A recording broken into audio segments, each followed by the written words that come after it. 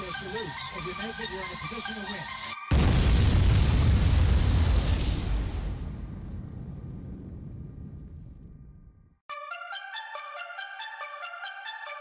Gonna go for two here. He's going for two. If you don't make this, you lose. If you make it, you're in a position to win. Got it! One-handed catch as he goes up and gets it.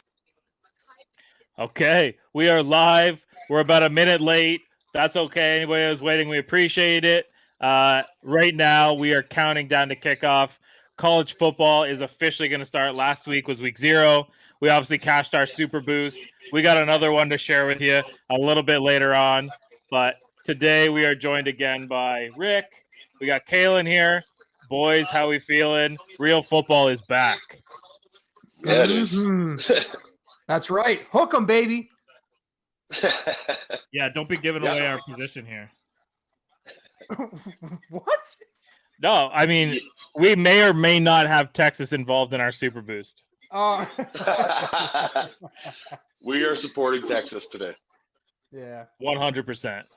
No, I'm feeling good, Shane. We're coming into a long weekend here, man. Yeah, we had a late night last night. We had our first annual GF2 and Friends draft. That was pretty fun.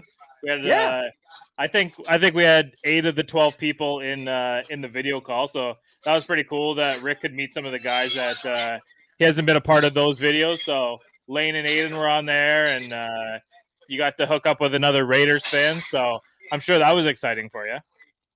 Yeah, it was nice to meet the group, and it was nice to get the first fantasy draft of the year out of the way. It was nice to get an A+ rating and a 14-0 projection. Rick drops a hammer from the 10th spot, mind you. Jeez. I think we did pretty well. Like, I'm not a fantasy guru guy by any means. That's pretty crazy though. 10th spot, you come up with the number 1 projection like that. Who'd you take one overall? I took Stephon Diggs and then Tyreek Hill back to back. Oh, What a different okay. route. Yeah, I went heavy on receivers and then tried to pick up some young backs later on, and it appeared to work out for now. But as we all know, fantasy teams look great on paper until the games start. All it takes is 1 week of injuries, and your team's done. So yeah, well, this is the best part right now when you can just think like, oh shit, yeah, we're good. Yeah, I'm undefeated right now. I'm feeling great. Most of the time, everybody thinks they have the best team. So, yeah. Well, I really did feel good about my draft. I got hit with a 2-12 projection or something like that and a C rating. So, well, prove them wrong, Caleb. Prove them wrong. Yeah, fighting uphill all season long. That's all you can do. Willing and Vrabel. Yes, you kind of set the tone with that name. Oh man, I'm in another league, and my name in that one is Ferkser. I barely knew her. That is a classy name, and I think that our draft worked out pretty well for us last night. You know, we're pretty dialed in on our starters, and I'm gonna also pat us on the back here for a second because we started talking about this 3 weeks ago, and other people weren't really on board with it. And I know that we started talking about this, but Cam Newton just got cut by the Patriots the other day, guys. Yes. Wow! Finally, So Rick, you were very adamant. I will put my foot in my mouth on that one for sure. So yeah, I did also say if he's not starting, then they should cut him. So yeah, of course. And I mean, we were all pretty much on the same plane of if he's not the starter, he's not a clipboard quarterback. That's not really his style. And I think that time away from the team, whether it was a week or 7 days or 5 days, however many practices he missed, Mac Jones did enough in that time to take over that job. And the Patriots are comfortable enough with him as the quarterback. And I think that they're right. I mean, even if they're only, what did they go last year? Like 6-10? Does that sound right? 7-9 or 6-10, something like that. So I mean, even if this year they're 9-7, well, I guess it'd be 9-8 because there's the extra game. I mean, it's the right direction because Mac Jones is the next phase for that organization. And I fucking hate the Patriots, but now that they have Mac Jones there, I kind of like Mac Jones. I'm not saying that I'm gonna by any means become a Patriots supporter, but I hate that team a lot less now. Yeah, they're gonna be Well, fun. I think it was fun to watch, and like I've never really ever cheered on for the Patriots. Like Mac Jones, like you said, man, he for some reason I'm just drawn to cheer for that kid. Like he's really elevated his game very quickly in the last 2 years. Think where he was it? I saw a meme the other day. It was like the last 340 days. He won the starting position at Alabama and then took the number 1 spot from Cam Newton. Like that's crazy, right? And like Ricky, you were right to be adamant that. To think that there was no way a rookie was going to start in New England. Bill's never done it. And he's never even given the inclination that he was going to do it. But like I said, in those practices, he's high-fiving Bill. He's running laps with the linemen. I think he really did win over the team, but it was the right decision to cut Cam. And not just because he's not a clipboard quarterback, because he just isn't there anymore as a quarterback. I don't think you hear those rumblings that he was a option to go to Dallas. And then all of a sudden today, he's not even going to go to Dallas at all. So I think it's it for him. I don't understand. I don't think I see a place where he lands. Even if an injury happens, what does Cam Newton bring to your team 6 weeks into the season? Yeah, it has to be under a circumstance of a shitty team trying to sell tickets. In my opinion, like if I don't know, let's say the Miami Dolphins and Tua gets hurt. I mean, is Cam Newton an upgrade to Jacoby Brissett? Probably, right? Yeah. So in a situation like that, I could see it. Actually, I don't even know. Jacoby Brissett actually played half decent last year, right? Yeah, 2 years ago. Sorry, 2 years ago. Last year, I was going to say, 2 years ago. But, like, well, he clearly won the job. They asked Bill Belichick, too, had to do with the COVID protocols. He said, no, I don't even think it really did. Like he said, he clearly won the job. If you're getting beat out by a rookie at this point, it's pretty tough sledding for you. So, I don't know. Just a little shout out to Billy there. Never change who you are ever. Who you are. I don't know if I said it to you, Rick. I don't know if I sent it to you, Shane, but it was they asked him if it was like a really tough choice to cut Cam, and his response back was, "I don't rank him." Like just so quick, just like Bill is, right?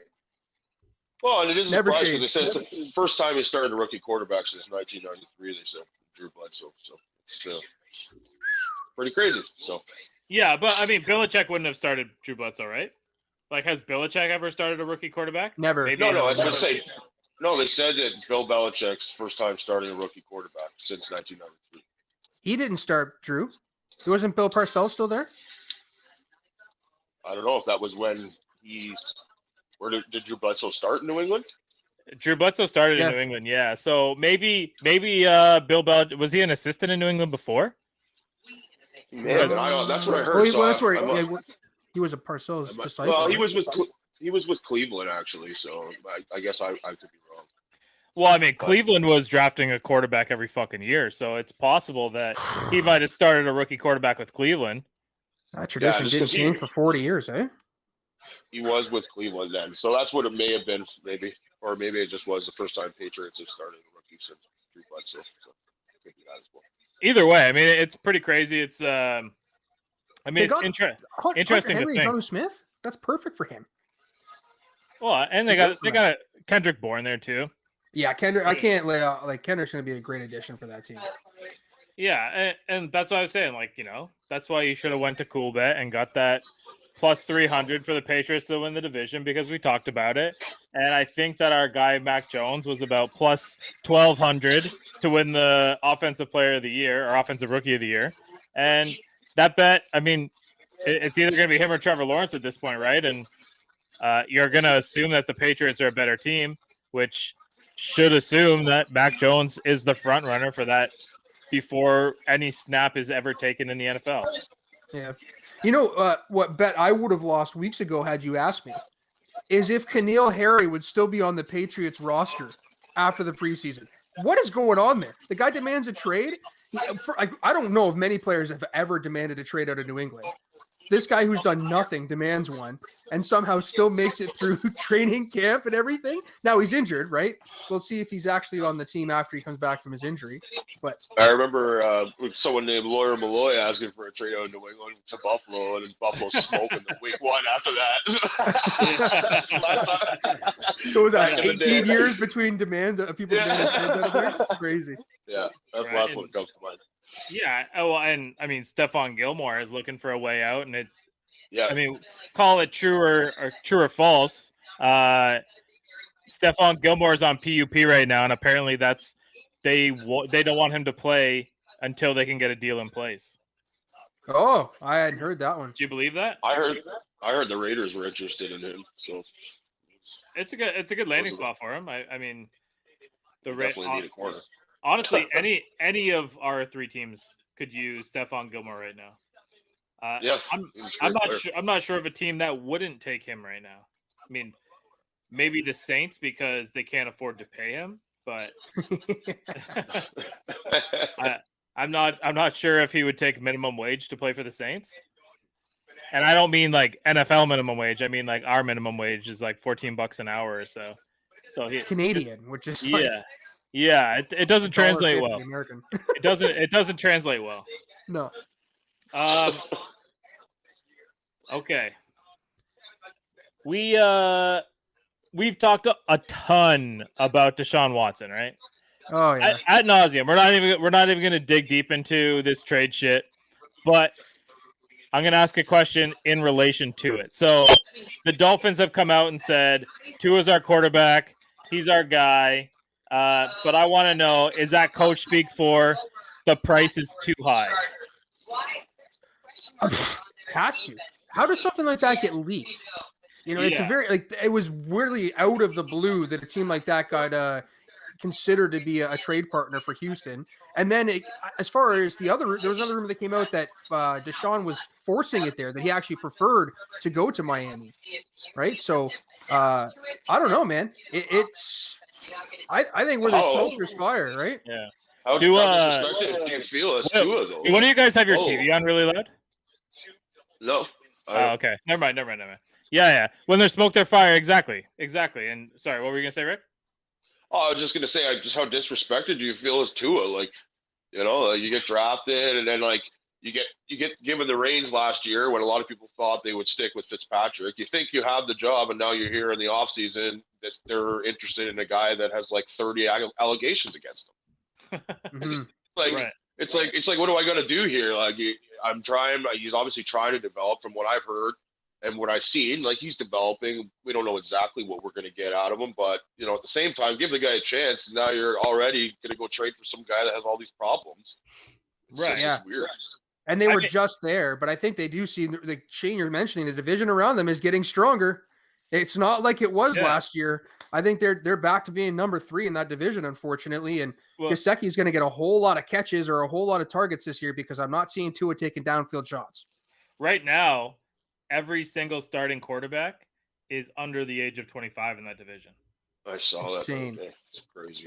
And yeah, I mean, like, there's pretty high hopes for all the guys in that division. And you know, if we were to look at it and rank those 4 guys, again, we haven't seen some of these guys play, but I mean, it's going to be Josh Allen, and then how do you rank the next 3?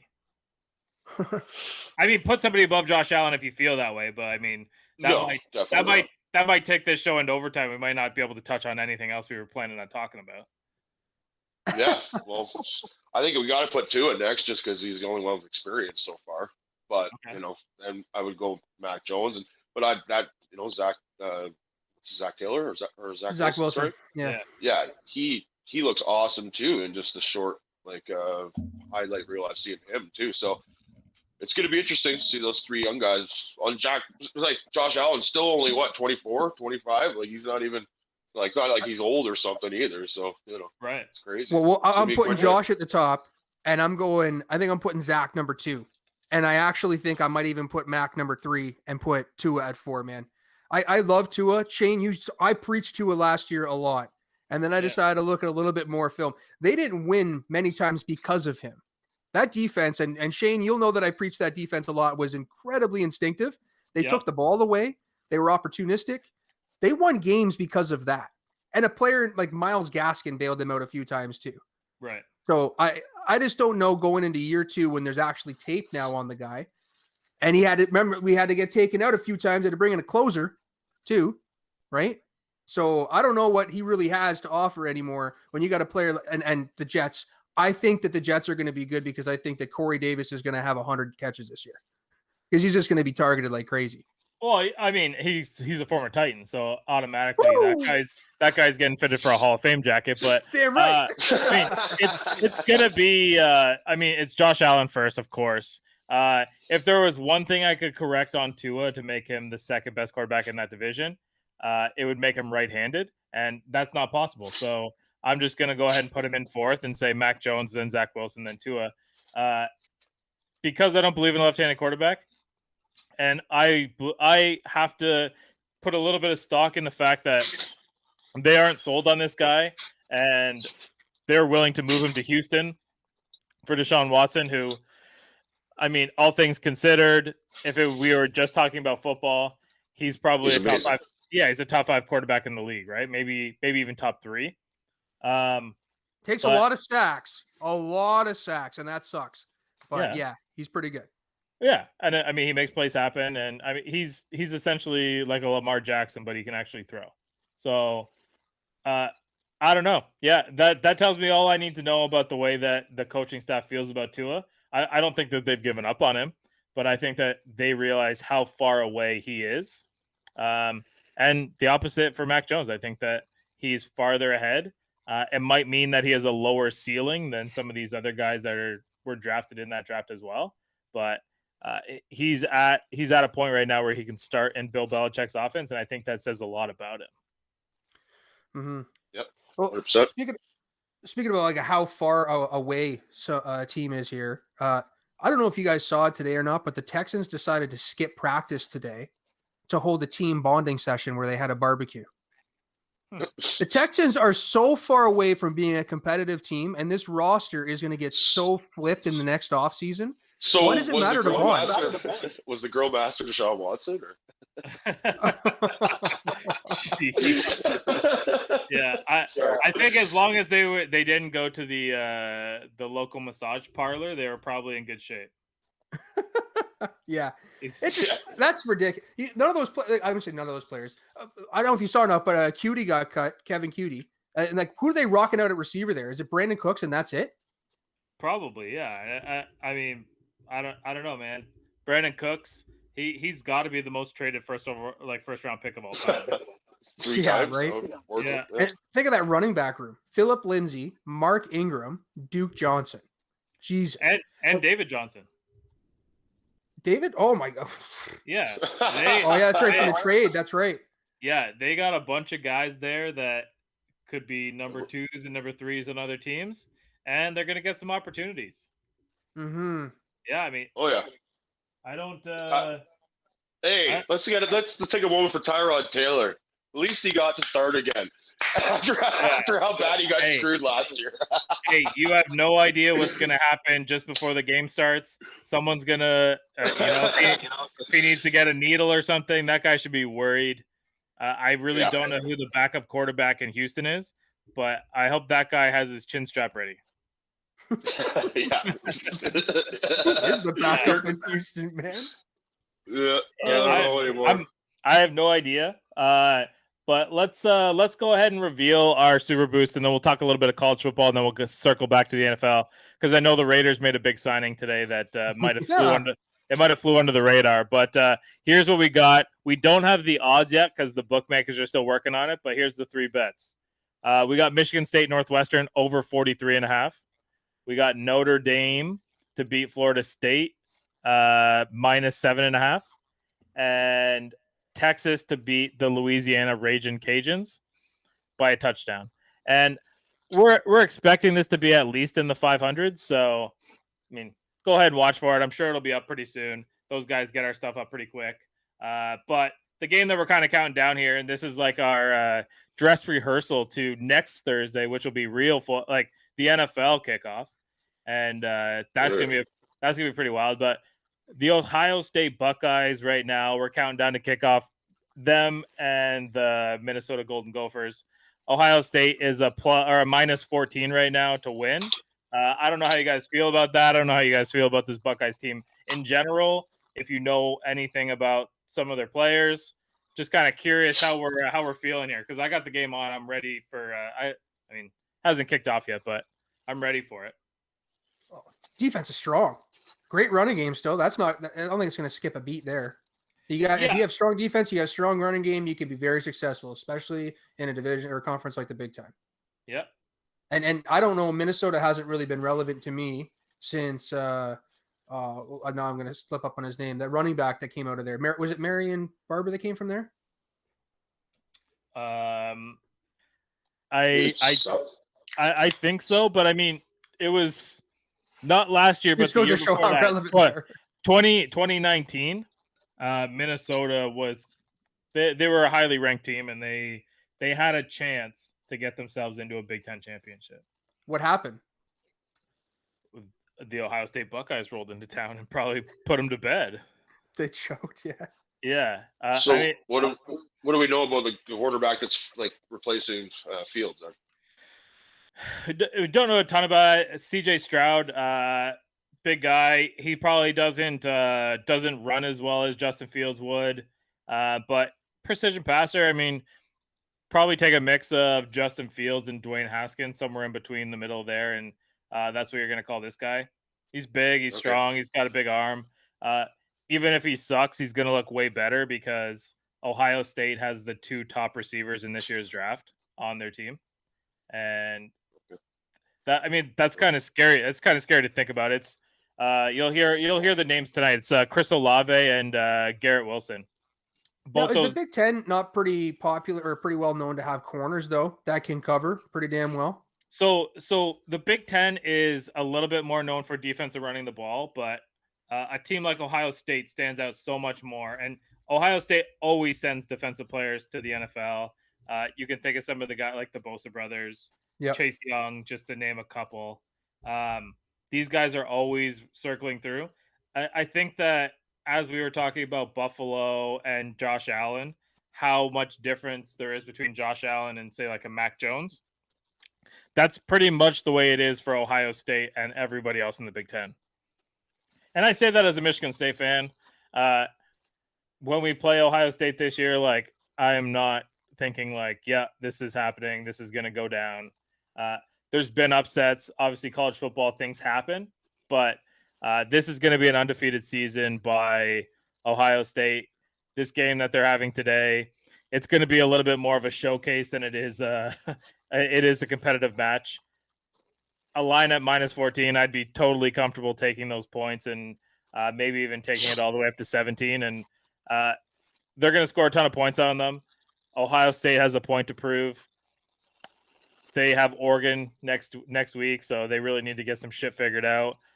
They lost their starting quarterback and starting running back to the NFL, but these 2 guys coming up are both going to be NFL players as well. Plus, like I said, both their receivers are going to be top 10 picks. So it's gonna be cool to watch and pretty interesting.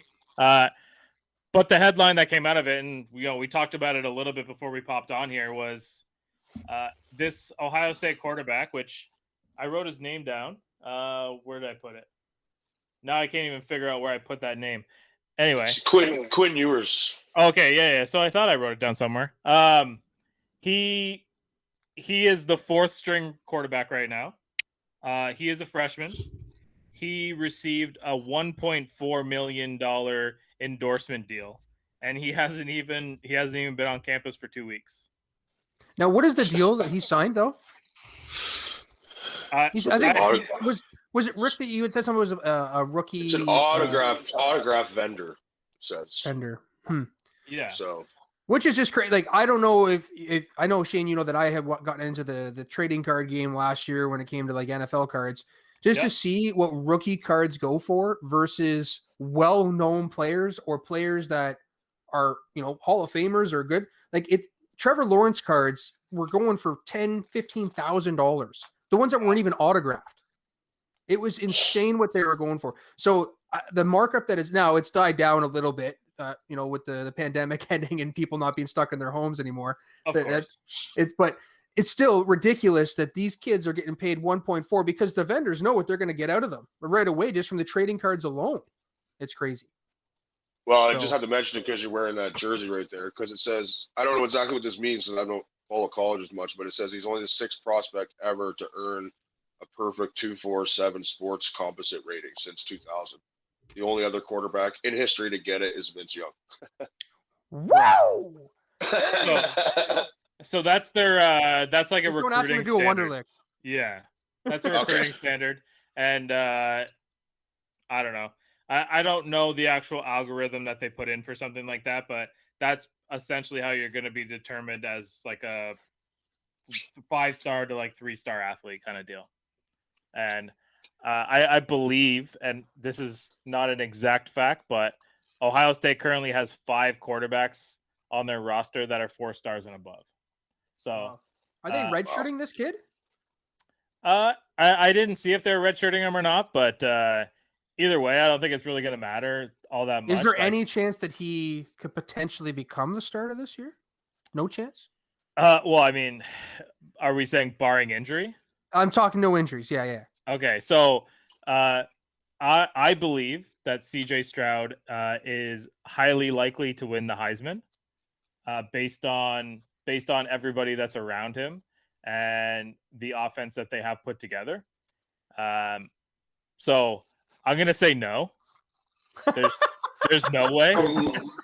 It's From what I'm reading here, it says that he had a minor injury and never really had a serious job or chance to compete at the job. Right, Who's and that? The kid? Stroud. Yeah, Ewing or whatever. And then it says redshirt freshman CJ Stroud won the job. Yeah, Oh, so Stroud would have redshirted yesterday, so good for him. Or last year, sorry. I mean, he's got this year to compete for the Heisman and a national championship with these two guys.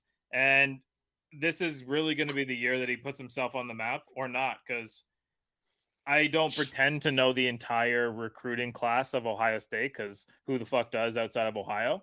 But if you can't look like an NFL quarterback with the 2 guys that you got on your outside right now, it's just not going to happen for you. Mm-hmm. And it wouldn't surprise me if one of these guys goes for 200 yards tonight. So we'll just call that right now. I don't know if there's a bet for that on Cool Bet, but if you can get it, go get it, because that's how Cool Bet rolls. Yeah, why not, eh? What else did we have here? We were chatting with Aiden last night, and we I really wanted him to come on here tonight, but they got practice. They have a pretty big game on Saturday. So we got Clemson, we got Georgia. We're going to remove the bias and just assume that Aiden's not watching right now because he's at practice. How you guys feeling about this game, and who do you got? If we're betting money, where are we putting our money? Right now it's Clemson's going to be the -3, Rick, right? Am I wrong on that, or? Yes, Clemson's -3. Yeah, okay. So right now we got Clemson -3. Like, do you like the Dogs with a couple points, or you think the Tigers roll? From everything that I've just read up on it, a lot of people are liking Georgia to cover it. That's the consensus I'm seeing. So if we're just talking concerns. What's that? If we're just talking cover, or are we talking like, are they going to actually win the game? Well, it's a 3-point spread, so it's not like whoever wins that's probably going to win the game. Right, and I mean, let's keep in mind, like, someone's playoff hopes are probably on the line here. More so Clemson's than Georgia's, in my opinion, only because of the competition that Georgia is going to face in the SEC versus the competition that Clemson's going to face in the ACC. And Aiden's going to hate me saying this, and people are going to, like, I've said this kind of to Chad, and I haven't really said it on here, but it's coming out. The Tar Heels are winning the ACC this year. Whoa! Yeah. That. I think you did mention that, like, a little bit, because I remember saying, like, are they going to be able to do without losing their 2 significant running backs, right? Yep. I know that quarterback. You love him, right? I believe that they have the second best quarterback prospect for this year's draft. The number 1 is gonna be Spencer Rattler, and I mean that could be debatable, I guess, but not in my opinion. I don't think it's close. I think that Spencer Rattler is probably searching for a house right now in Houston or Detroit, because one of those 2 teams is going to have the first overall pick. And it's quite a contrast. Yeah. So where you want to be? I mean, I think just for, like, Texas. Yeah, I was gonna say for living conditions, you want to be in Texas, Mm. Yeah. but Well, based on what I've seen here, like there's really only 5 teams that have a chance at it, unless there was a couple of teams that have an outside shot. So yeah, these 2 teams play each other week 1. That's a massive matchup by what I'm looking at here, because then that gives Oklahoma. Because what I have here is Oklahoma being the fifth favored team to make the Final Four.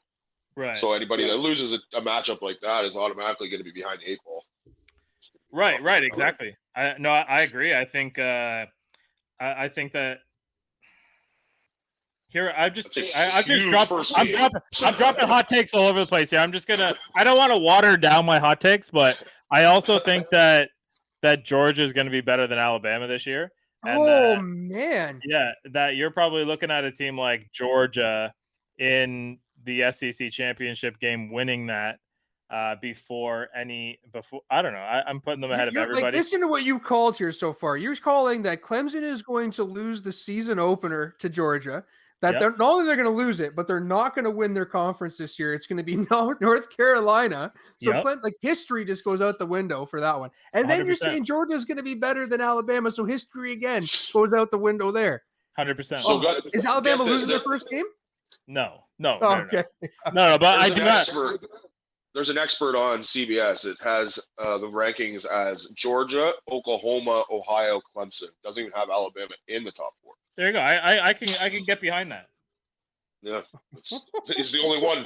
But then there's another guy that has Oregon in there just sprinkled in. So I don't really know much about that. But yeah, I don't know a ton about the Oregon team either this year, but I know that they can score points, and I know that they got a whole bunch of free wins over there in the Pac-12. I do know that Ohio State needs to be ready for that next week when they play Oregon. They can't look past Minnesota. That game's getting ready to kick off here, so this is literally your last chance to go get this before the line starts to move, because Ohio State will probably score on their first possession. But yeah, so I made my call. I think I'm taking Georgia. I think that Rick kind of was leaning towards Georgia with the points. I think I'm just going to take Georgia outright. I don't even want the points. And Kalen, where are you headed? Are you rolling with our boy? Or what do you think? You think I'm nuts? Man, I'm wearing orange and white. I'm sticking orange and white. I'm putting it out there for our boy Aiden. I just have to stick with history, man. Like you might as well just not have a shirt on if you're wearing orange and white over there. Oh, that's a good one. I didn't say back to that. You bald fuck. That's just not very nice. All right. So a couple Mondays ago, Chad and I and Kalen went over our top 8 teams, and if there was an 8-team playoff, who would we pick?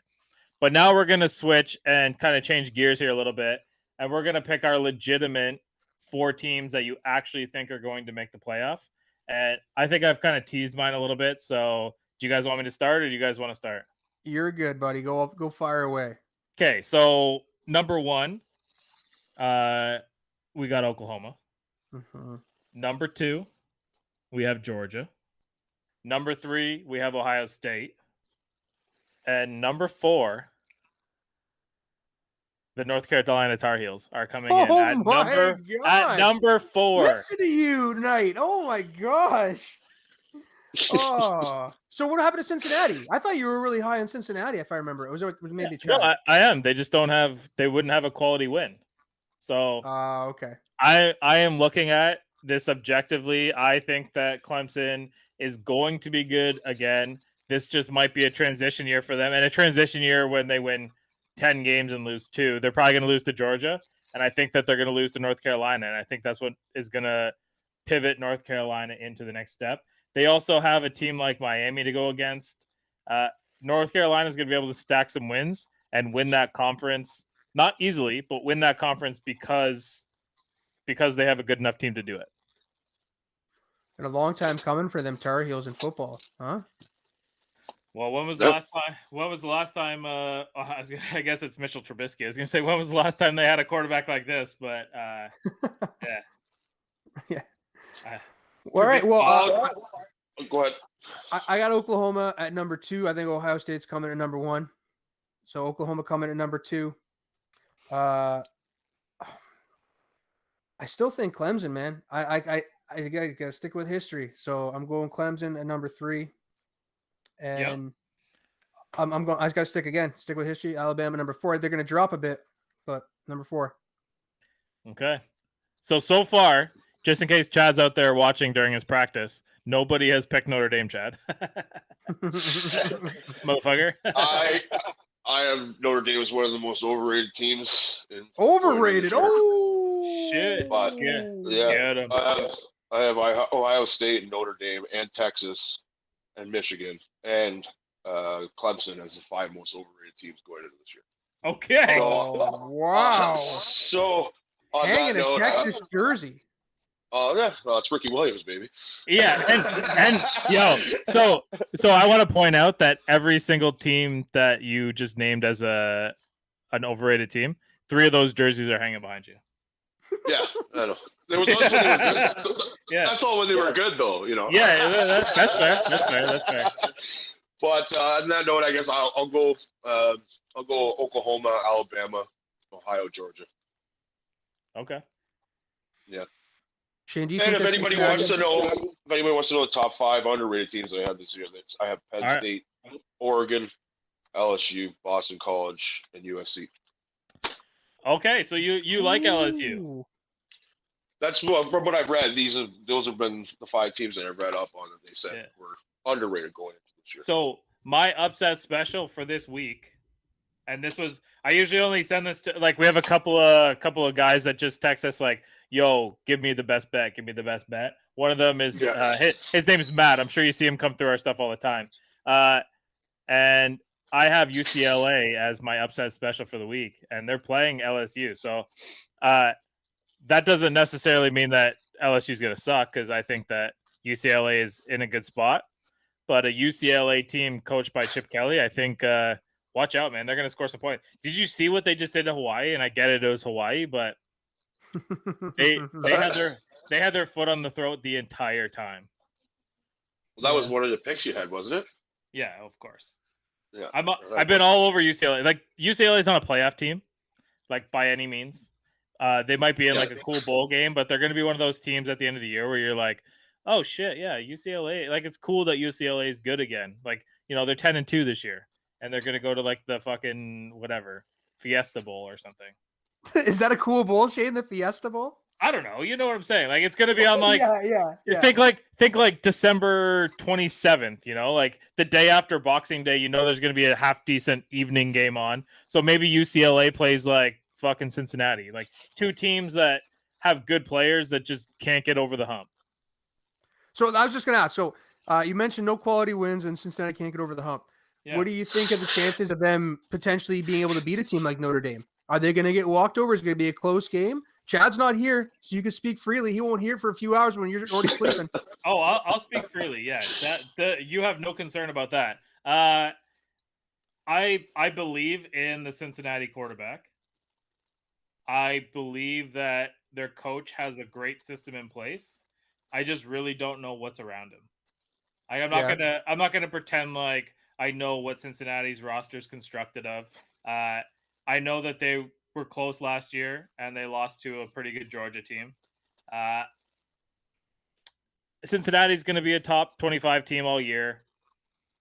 I believe that Notre Dame will also, but no, I if I had to put my money on it today, and I know the game's probably 3-4 weeks from now, I am putting it behind Notre Dame. It'll probably be something like a 6-point favorite, 5.5-point favorite, something like that.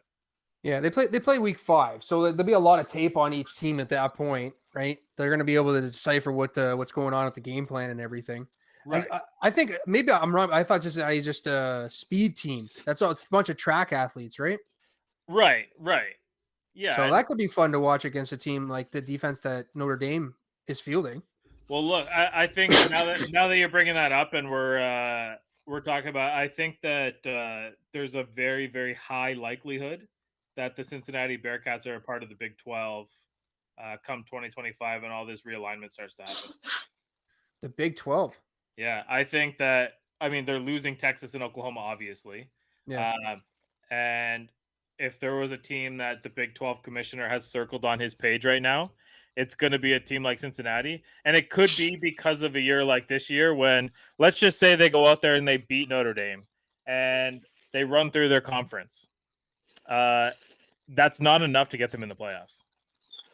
No. So at that point, you need to be in one of the big conferences. And the Big 12 is hurting. But if you could fill the Big 12 with Cincinnati and I was just going to say your flagship. The flagship team is going to be Oklahoma State. Then it's going to be the Beavers and Cincinnati, right? Yeah. So I mean, you're gonna be looking for teams like the BYU's.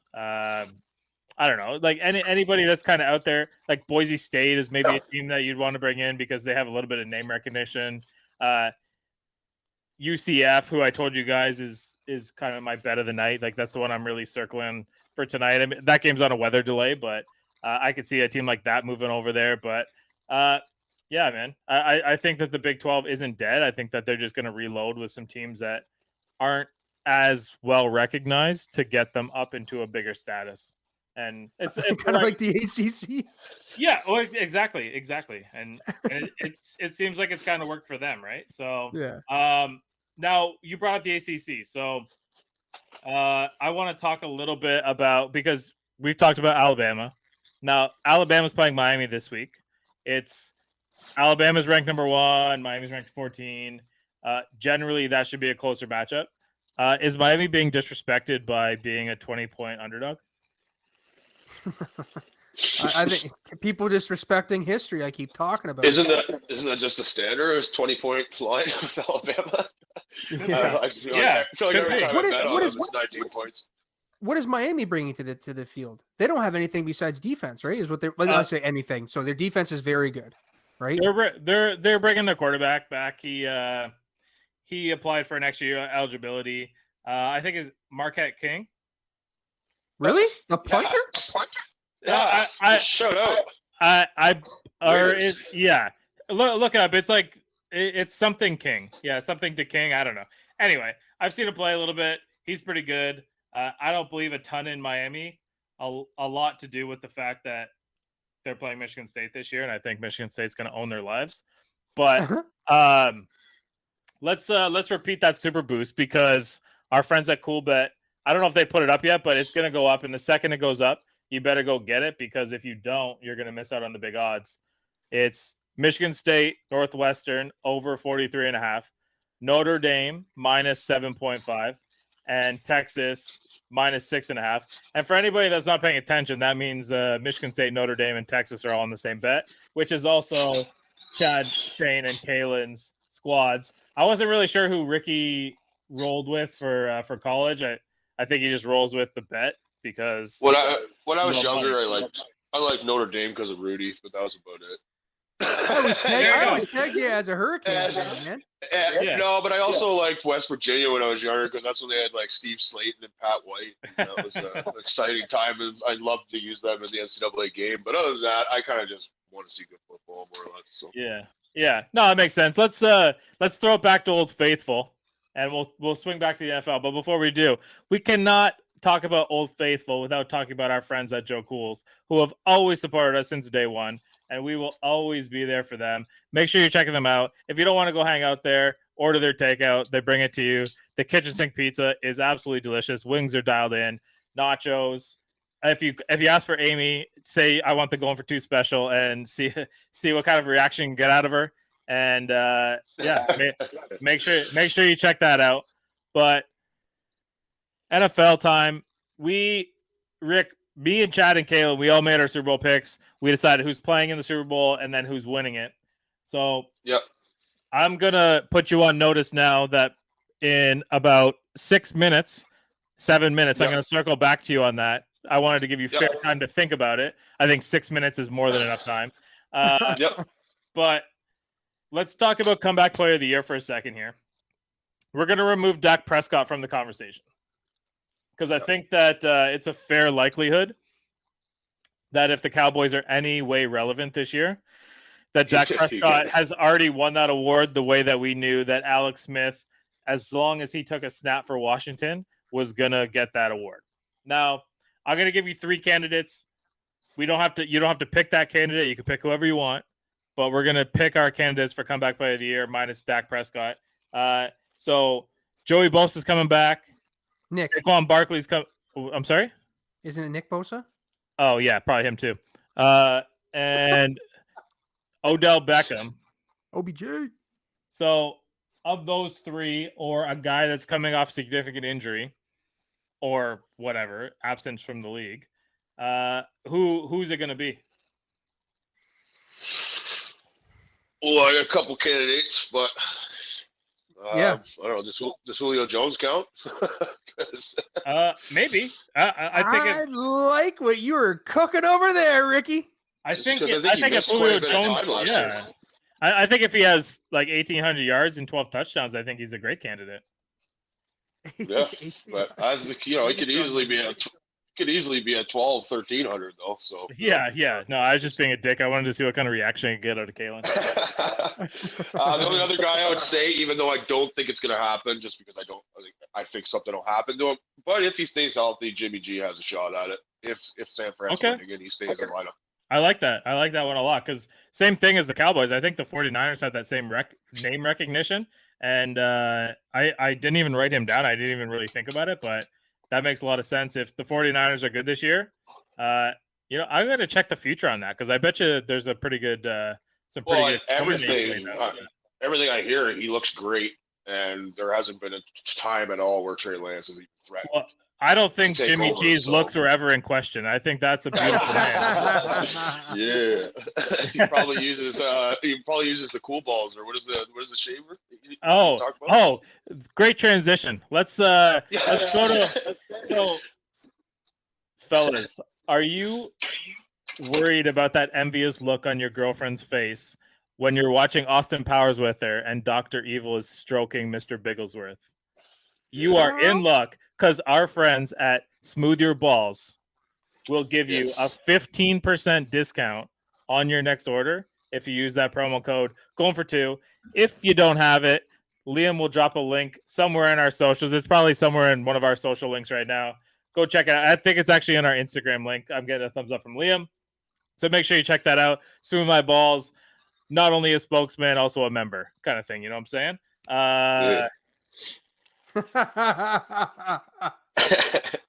Yo, that was all free off the top of my head. I didn't have any of that shit written down. I love it. Yeah.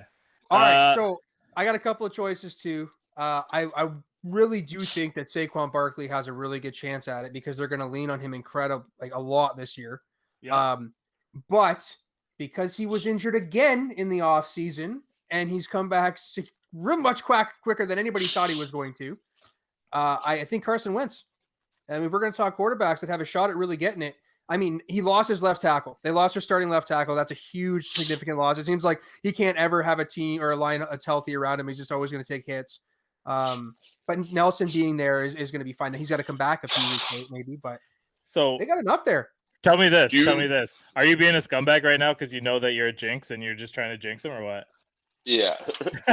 He caught it. Damn. No, I mean, that is exactly what I'm trying to do. No. He had the worst quarterback rating in the league last year among 38 quarterbacks. So if he does come back and even win 5 games, he's getting comeback player of the year. Jeez. Yeah, he's got an opportunity with that offensive line and how if he can stand back in the pocket a little bit. But it wouldn't surprise me if the Colts are a playoff team. On their defense's back. I'm gonna go off the board again because hot takes seem to be the part of the night here. I'm gonna say Derwin James. Wow, yeah, the preseason, I've never seen a safety talked about as much as he is. Jamal Adams had some chirping about him, but Derwin, that team is a different team with that guy. When we talked about it, he's an edge rusher. He put his both hands on the ground. He did a 4-point stance too to rush. So bull rushing attempts, right? Safety, I mean, that guy, if it wasn't for the Steelers having Minka, Derwin James is a guy that I would be pretty envious of. Naturally, they can't have both. I mean, that's unfair, right? But I think that Derwin James is going to be the second best safety in football this year. And I think that he might even be a runner-up for Defensive Player of the Year. I don't even believe that highly in the Chargers this year. I think that they're going to suck. I think people are going to I think people are going to be disappointed, but I do believe in him. Brutal. There's no doubt. Yeah, I mean, I think the Chargers are the 4th place team in that division. Wow. Yeah, I believe in the Teddy Bridgewater Broncos before I believe in the San Diego or the LA Chargers. Believe in him so little. Oh, you're gonna make Chad really mad with that one, isn't he? A big Herbert fan. I am. Yeah, but look, I mean, if you're running out there, Austin Eckler as your top back. Yeah, that's the thing that blows me away. I can't believe he's ranked like 7th overall on most fantasy boards. Like, when did this happen? Like, I'm not sure. There's always that guy every year that just is like, oh, he's gonna go in the first like 6 picks, and it's like, why? So I'm gonna call it right now. There's been no score in this Ohio State Minnesota game. Ohio State's got their first possession right now. Based on the way that they're running their offense, they're scoring 50 points tonight. Who? Ohio? Ohio State's scoring 50 tonight. Wow. There was like a perfect throw with a misstep by a receiver, and we would have just had a touchdown right there. I'm watching it right now. I just saw it go through his hands. Yeah. So I mean, that's an 80-yard touchdown pass right there that's missed, and I'm not even going to put that on the quarterback. But I told you, Rick, we'd circle back to you. It's been about 7 minutes. Let's talk about the Super Bowl here. Well, I hate to be boring, but I gotta go with Kansas City, and then I'm gonna go with the Rams and Kansas City Rams with KC winning. Boys, Rams. Rick, wait until you see this play. I know you're going to be a little bit behind me. He's got it. Yeah. This is a read option that's unstoppable. He just jogged into the end zone there. Yeah. But I really like what the Rams did this year. I think I'm afraid of them maybe losing in the big game if they get there, but I think the defense is always great there, and put Matthew Stafford in. I think this offense is going to be dynamic. I don't really care who's playing running back, to be honest with you. So you think they make it out of their division, eh? Because I think that the Niners, the only reason that they weren't strong last year was losing a player like Bosa. Their defense got destroyed. Yeah, well, the only reason the Rams haven't been back to the Super Bowl is because they're not getting consistent quarterback play, and they still won a playoff game last year. Yeah, that's with true. a broken-handed Jared Goff, they ran somebody out there that the guy. I don't even know if the guy's in the league anymore. Like, who was that? Yeah, I don't even know. Yeah, I can't even think of the guy's name. The team is well built. They're well coached. He gets Matt Stafford now. He's going to be, I'd say, a 5,000-yard season easily for Matt Stafford this year. We'll see. That's what I'm predicting. Is Cooper Kupp going to get 1,500 yards? No, watch out for Robert Woods too, man. Yeah, Rick, I'm teeing you up here. And watch out for Jackson it. Yeah, Deshaun Jackson's there. He says he's healthy. They haven't played him at all in the preseason because they're afraid of him getting hurt. But last time he had a 1,000-yard receiving year was with Sean McVay as his offensive coordinator in Washington. So there you go. He'll be running like Shane said last night. He'll be running nines all day, and you'll be putting Cooper Kupp over the middle. And Robert Woods is no slouch. Like, you could easily have, two guys over 1,000 and Deshaun Jackson somewhere around 700-800. And he stays healthy. So I'm going to give you another name on that offense too. And people are not going to know it because you'd have to be really into college football. Maybe some people will know it. Tutu Atwell from Louisville last year. Small guy, runs like the wind.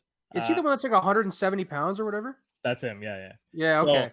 So this guy is the this guy's the guy that to watch on the waiver wire because he's probably going to go off a couple times for 200 yards and 2 touchdowns on 3 catches kind of thing.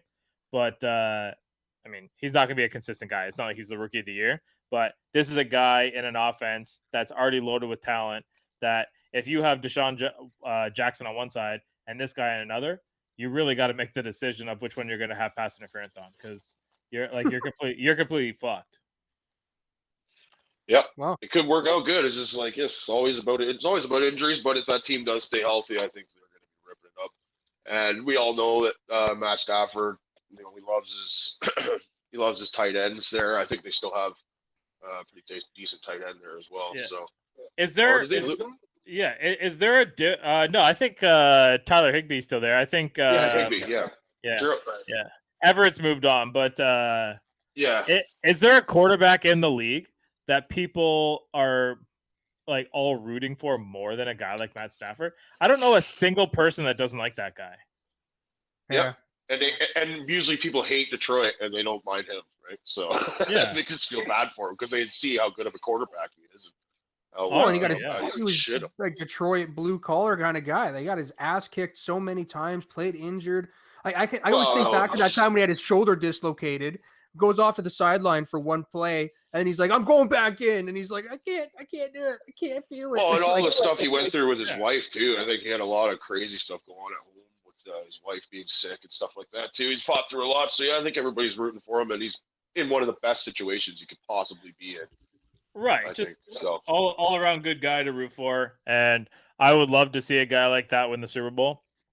So I'm sorry. Is that? Did you pick who was going to win? I know you picked who was in. I took Kansas City still, but I take the Rams to go there. Okay. I just can't see anybody beating them, but we'll see. That's fair. We got a couple minutes here, so let's whether it's So I'm going to ask you, which college game are you looking most forward to this weekend?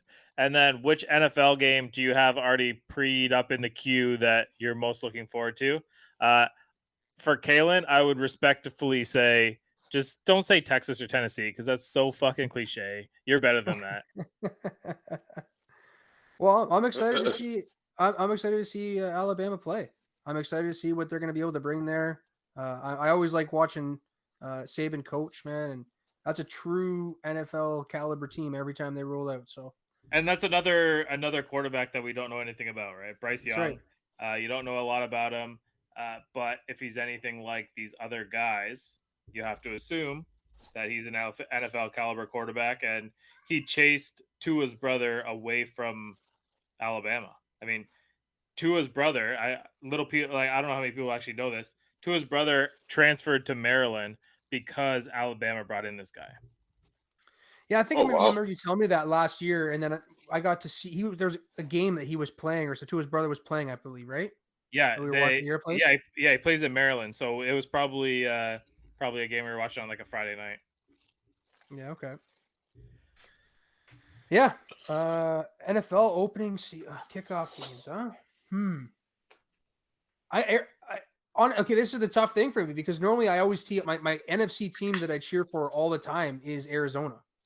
And unfortunately, they're playing the first week of the season against Tennessee. So let me come back to me on that one. Rick, you're up.